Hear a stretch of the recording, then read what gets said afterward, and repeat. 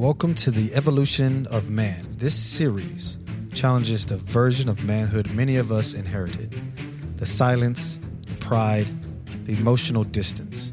The belief that providing money excuses a lack of presence. The belief that effort only counts when someone notices.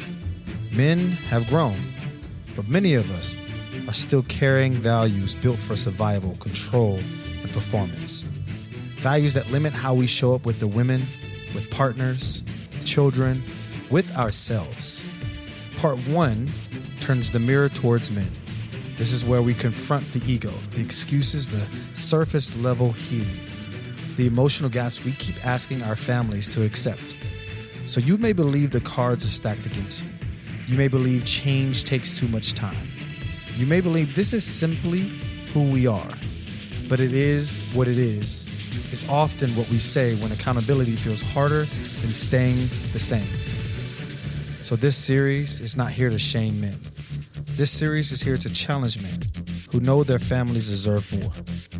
Your partner should not have to beg for emotional safety. Your children should not have to study your moods. The people who love you should not have to lose themselves trying to reach you. The question is not whether men are capable of changing. The question is whether we are willing to stop defending the version of us that keeps causing harm. Connect with 15 Minutes with Dad on social media and join the conversation. Join our weekly call-ins and fatherhood community on Discord at 15 Minutes with Dad. Share your story, your struggles, or the work you are doing by emailing me directly at Lirec, Lirec at 15minuteswithdad.com. This is part 1. The mirror is up. So let's get honest. Look, I didn't mean it like that.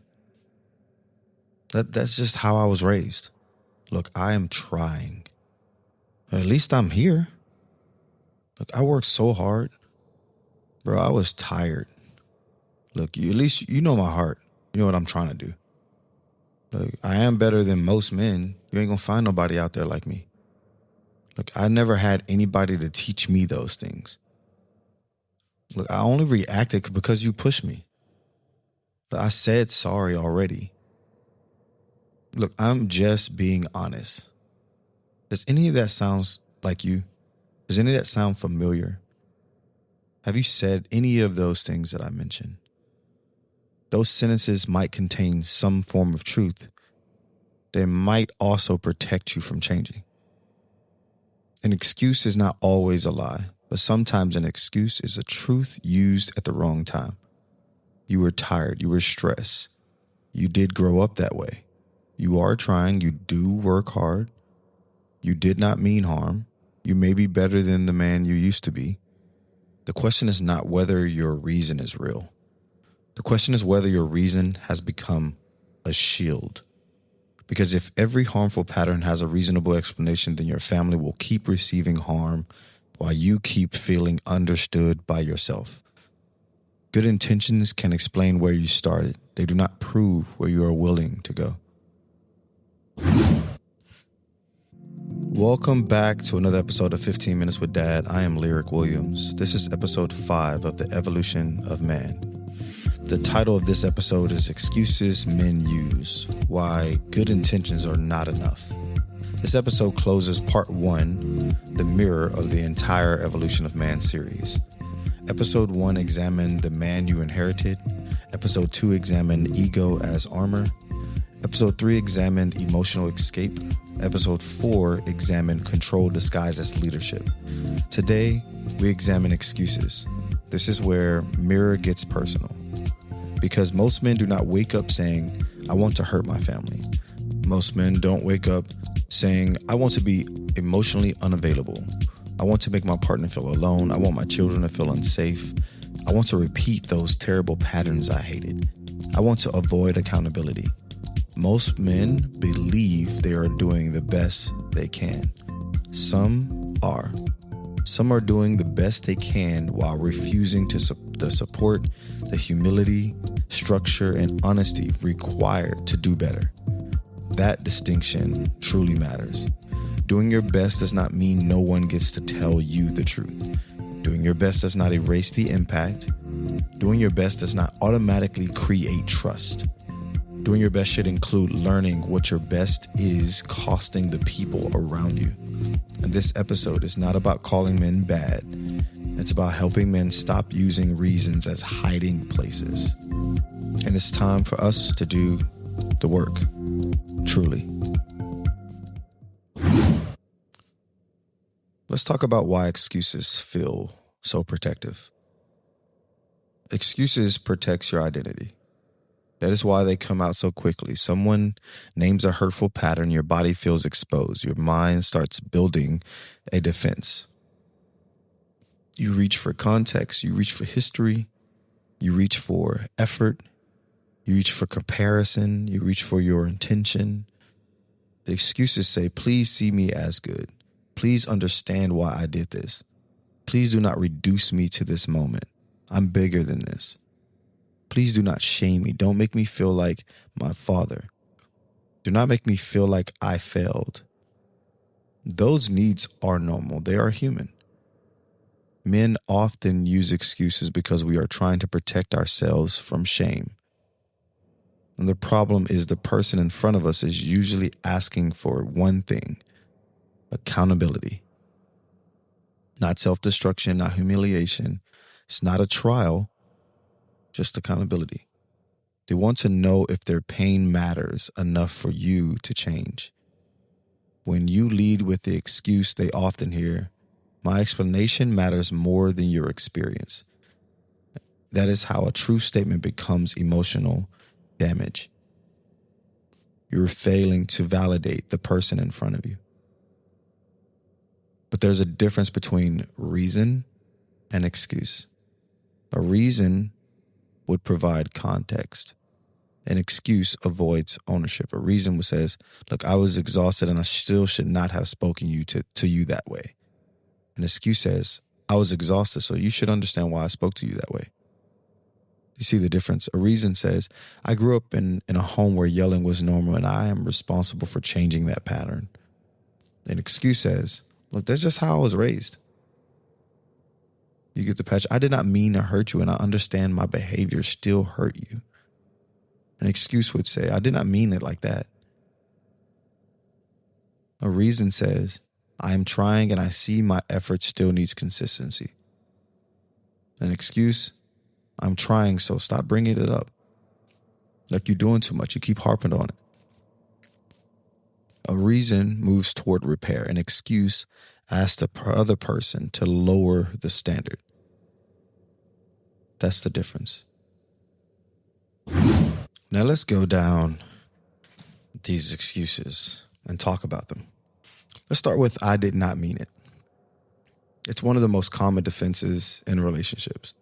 Men use it because intent matters to us. We know what we meant. We know what we were trying to do. We know we were tired, worried, pressured, or overwhelmed. So when someone says we hurt them, we defend the intent. The problem is, impact lives outside of your intention. A harsh tone can still hurt. A joke can still embarrass. A silence can still punish. A decision can still exclude. A missed promise can still break trust. An apology can still feel empty when behavior stays the same. A 2025 article on apologies highlighted what relationship researchers and apology scholars often name strong apologies require responsibility, empathy, an acknowledgement of harm, and a commitment to repair. Phrases like, sorry if, or it was not my intent, often weaken the apology because they keep attention on defense instead of impact. And that matters for fathers. Children do not only need to hear that you meant well, they need to know you understand what your behavior created. Partners do not only need your heart, they need your patterns. Your co-parents, they need stability. So you can try this instead. I know I did not mean to hurt you. I also hear that I did, and I want to understand the impact before I explain my intention. That sentence keeps your dignity and opens repair. So let's talk about the second excuse. That is how I was raised. This excuse carries deep truth.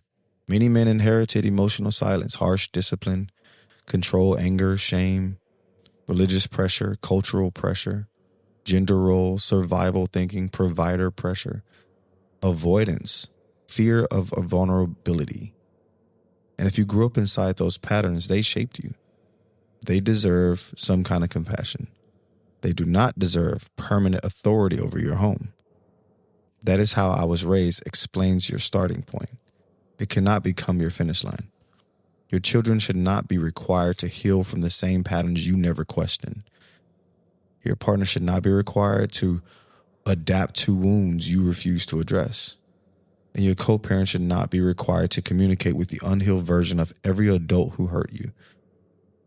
So there's research on fathers and masculine norms that keeps pointing to this specific direction. Traditional masculinity ideology and psychological flexibility framed rigid masculine beliefs as a potential barrier to warm, involved parenting. The study also explored how greater psychological flexibility supports healthier fathering behavior. That means growth often requires flexibility. The ability to say, I learned this one way, but I can practice another. That sentence is the evolution. Now let's talk about the third excuse. Look, I'm trying. Look, I am trying is important. Effort matters. A man working to grow deserves recognition. Still, effort without consistency creates confusion. Starting something and looking like you're doing something and consistently driving toward that thing are two different things. Your family does not live inside where your intentions to change. They live inside your behavior, your patterns. They notice whether you still raise your voice.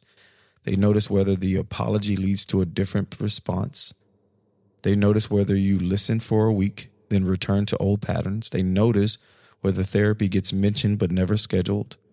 They notice whether you say you are working on communication while refusing hard conversations.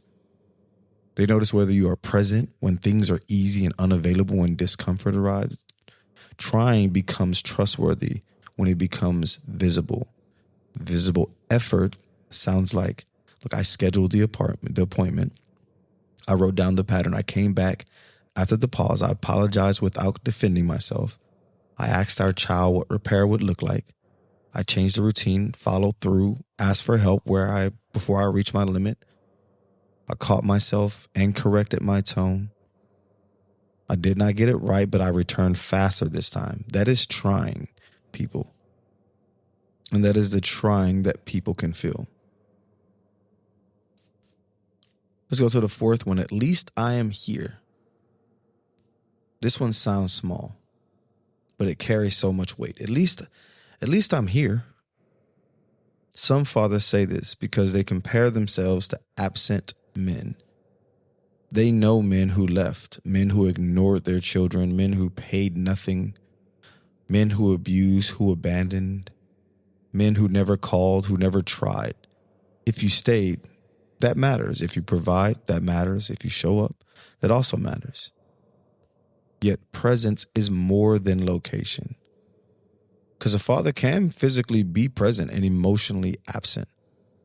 A father can live in the exact same home and still be hard to reach. They can attend the game, still never ask the child what they felt, pay the bills, and still leave the emotional work to someone else. They can avoid abandonment while still creating distance. At least I'm here. It sets the bar far too low for a man with real capacity.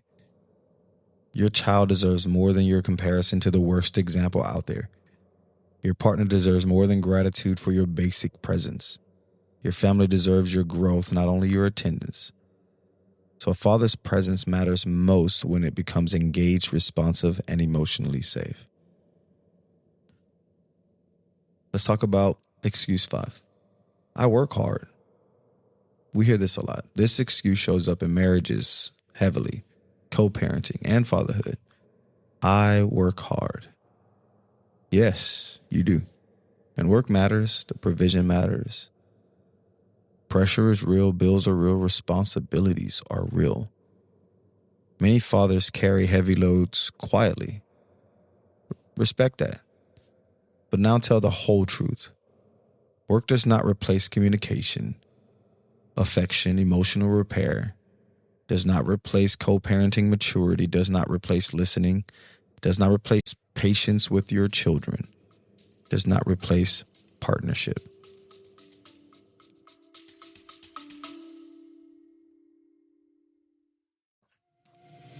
Let's take a quick pause for a moment. If this podcast has helped you slow down, see something different, or show up better as a dad, I want to ask you to do one simple thing for me.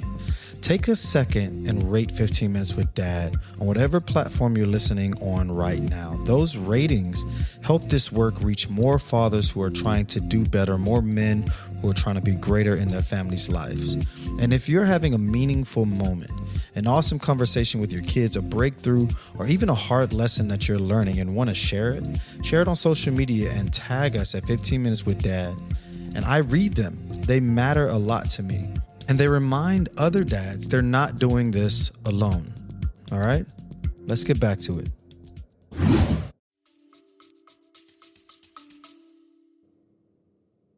There was a 2026 analysis of a parenting collaboration around homework.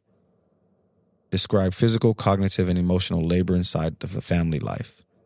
It noted that cognitive and emotional labor often remain invisible, and family education requires relationship maintenance, not only task completion. But this applies beyond homework. Family life includes visible work and invisible work. I talked about it in my Alon Father series. Money is visible, planning often hides, scheduling hides, emotional check-ins with the kids and the family, remembering hides, managing transitions hide, tracking school details of your kids. That stuff isn't visible. Carrying relational tension isn't visible. Repairing after conflict isn't visible. So a man who works hard still needs to ask, what work at home am I not seeing? And that question will build partnerships. It could save your marriage. It will save your relationship, because that is the information that most women haven't figured out how to communicate all together, collectively. All of those things I just listed out. They may complain about any one of those things in a various way, but to put them all in front of your face, I just give you a nugget to take with you to save your family, to save your relationship, to save your family. Lock in, get more involved, get into those emotional check-ins, plan stuff. There's so many times that I've talked to buddies or coworkers, and I asked them, they're going on a trip, and I asked them, hey, like, where are you going? Or what do you got planned for the trip? They'd be like, I don't know, my wife did it. Or I don't know, my girlfriend did it. She does all those things. I just show up. That's not enough. That's an excuse. Get your shit together, guys. Let's talk about this sixth excuse. Look, you know my heart. I mean, we've heard it before, like, oh, God knows my heart. That works in that way, but it doesn't work with humans. It often appears when behavior does not match love. A man says, you know I love you. Look, you know I care. You know I would do anything for this family. You know my heart. Love is important. It does matter a lot. But it also needs expression people can trust. If your heart is good, but your patterns create fear, your heart needs better tools, bro. If your heart is loyal, but your communication creates distance, your heart needs better language, better words. If your heart wants connection, but your ego punishes feedback, your heart needs humility. If your heart wants family peace, but your control creates silence, your heart needs self-awareness. People do not only experience your heart, they experience your tone, timing, consistency, choices, follow-through, repair, presence, patience, boundaries, responsiveness, just to name a few. Your heart is not the only evidence. Your pattern is the evidence too. Let's talk about the seventh excuse. Look, I said sorry already. I've already apologized. Some men treat apology as the end of accountability, like it ends there. For the person hurt, apology is often the beginning of repair. I said sorry already usually means, Like, I want this conversation to end. I do not want to feel guilty anymore. I want the apology to reset the trust. I want credit for admitting fault. But trust does not reset on command. Trust rebuilds through repeated emotional safety. If the same harm keeps happening, the apology loses weight. The words become familiar. Trust rebuilds through repeated emotional safety. If you aren't emotionally safe for yourself, you cannot be emotionally safe for anyone else. You need to check in with yourself. And if you have a lot of conflict in your relationship and you're only looking at the actions you do and how somebody may not be appreciative of those actions, you may not be emotionally safe because you're not seeing the harm that you're doing. So it's going to keep on happening and you're going to keep on apologizing. The words become familiar. The family braces for the cycle. Conflict happens, apology, there's a calm period, and then it repeats. A strong apology includes changed behavior. So try this. I know I already apologized. I also understand why you need to see consistency before you feel safe again. That sentence at least shows some kind of maturity. You're not demanding immediate trust. You are earning it. And you don't deserve it if you keep on making the same patterns. Change your patterns to earn, to deserve that trust. Let's talk about the eighth excuse. I am just being honest. Honesty is important. Truth matters. Directness is important. It matters. Some men use honesty as a weapon. Look, I'm just being honest. No, sometimes you are being harsh. Sometimes you are being reactive, vindictive. Sometimes you are avoiding empathy. Sometimes you are saying a true thing with no care for the impact that it causes.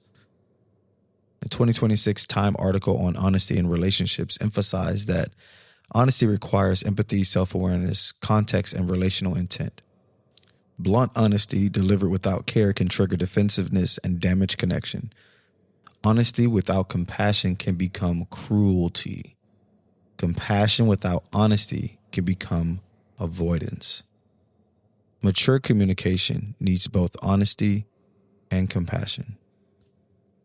Try to ask yourself, is this true? And then ask, is this helpful? And then after that, ask, is this the right time? And lastly, you ask, can I say it in a way that protects this person's dignity? And if your honesty only releases pressure from your body, it might not be truth-telling. It might be emotionally dumping. Let's talk about excuse number 9. I'm better than most men. Comparison can block your growth. A man says, look, I do more than most fathers. Look, I'm not like all these deadbeat dads. I do not cheat. At least I don't hit nobody. I pay bills. I come home. I'm better than what I saw growing up. Look, all of that might be true, but it still does not answer the real question.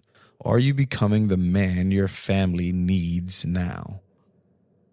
Being better than the worst example does not mean you are emotionally healthy. Being more present than your father does not mean your children feel safe. Being loyal does not mean you are emotionally available. Being a provider does not mean you are a partner. The standard cannot only be the men who failed. The standard must be the family you are responsible for loving well. Man. So we're going to create an accountability filter. And here's the framework for this episode. I call it the accountability filter. Use it when you feel an excuse is rising. Step 1, try to name the reason. Say the truth without hiding. I was tired. I was triggered. I felt disrespected. I grew up this way. I was trying to protect you. I felt ashamed. I did not mean harm. Let's name it first. Then let's remove the shield. Let's add another sentence to it. That explains part of my behavior. does not excuse the impact. Then we're going to name what the impact is. Be specific. My tone made you feel small. My silence made you feel alone. My control made you feel unsafe. My broken promise weakened the trust. My anger scared our child. My defensiveness stopped the conversation. And then we're going to name the repair. You can ask, what repair is needed now? And then offer one clear action. I will apologize to our child. I will schedule the appointment. I will return to the conversation tonight. I will take over this responsibility fully. I will write down the boundary, and so we are clear. I will pause before responding next time. I will get support for this pattern, this issue I'm dealing with. And then 5, we're going to name the practice, those next steps. Repair handles the moment. Practice changes the pattern. So you can say, the practice I am committing to is, and then you provide whatever that practice that you're going to that you're committing to. For example, I would take a structured pause instead of shutting down. I will ask one question before defending myself, or set reminders for the responsibility I keep missing, or lower my voice when I feel disrespected, or stop saying I didn't mean it before acknowledging impact, or I will go to therapy twice this month. Accountability becomes real when it has behavior attached to it. So I want to pause and think for a second. Which excuse do you use most? I did not mean it. That is how I was raised. I'm trying. At least I'm here. I work hard. You know my heart. Like I said, sorry already. I'm just being honest. I'm better than most men. You say any of those? Now ask yourself, what does this excuse protect me from feeling? Is it shame, fear, grief, failure, powerlessness, embarrassment, rejection, exposure? Then ask yourself, what does this excuse cost the people closest to me? Does it delay repair with them? Does it make honesty unsafe? Does it lower the standard, keep the same pattern alive, make someone else carry the emotional weight? Does it teach my children to avoid responsibility? The excuse might protect you for 5 minutes, but the pattern might cost your family for years. Excuses often begin as protection. They protect your identity, they protect your pride, they protect your younger wound, they protect you from shame. But protection without growth becomes prison. At some point, the reasons stop explaining the pattern and starts preserving it. And that is where men must tell the truth. Yes, you were tired. Yes, you were hurt. Yes, you were raised that way. Yes, you work hard. Yes, you meant well. Yes, you are trying. Now what? What comes after that? That question creates movement. Now what will you repair? Now what will you practice? What support will you seek? What pattern will you stop passing down? What standard will you live by? Part 1 was the mirror. We looked at the man you inherited, ego as armor, emotional escape, control disguised as leadership, and the excuses men use to avoid change. Part 2 begins next. The next section is called The Rebuild. Episode 6 is going to be the language of emotional safety, how men learn to communicate without defending. We move from exposure into tools, from mirror into practice, and from awareness into repair. So share this episode with a man ready to stop explaining and start changing. This is 15 Minutes with Dad. I'm Lirec Williams. Name the reason, own the impact, build the practice.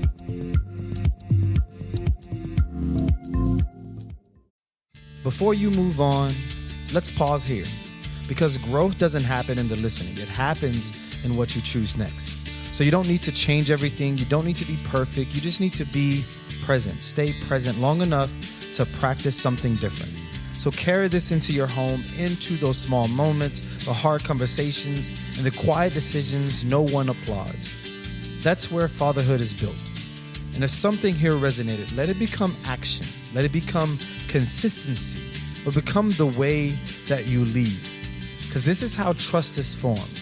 This is how safety is felt, and this is how generational change actually happens. And if this episode helps you, share it with another father who's trying to do better. And if you have a story, a win, or a lesson you're learning, email me at Lirec, Lirec, at 15minuteswithdad.com. That's Lirec at 15minuteswithdad.com. Because this work grows through shared experiences.